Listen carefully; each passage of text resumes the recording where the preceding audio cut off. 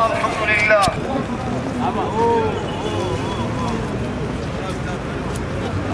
Hayat Türk'ü jetini gelin.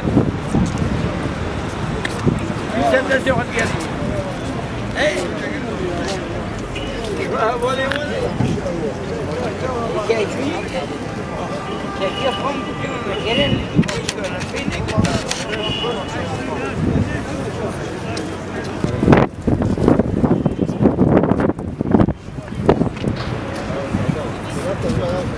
Abi teşekkür ederim abi, bizi de çağırıyorsun.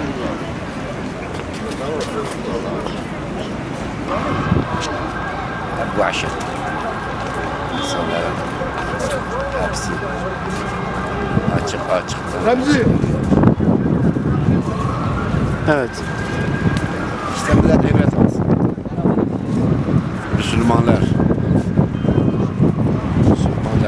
düşünsün kendine. Evet. Bu zulmü yapan her kim ülke olursa olsun bunları kınıyoruz. Yani insanlığa karşı bu kadar acımasızca bu yani zulümleri insanlara yapmak hiç yani mantığa sığılmayan şeyler. Evet. Onun için bütün yani ülkeler bir insan yani insan hakları için biraz yani duyarlı olmasını istiyoruz. Biz de bu ülkemiz zaten senelerdir aynı coğrafyamızda aynı zulümler yaşanıyor.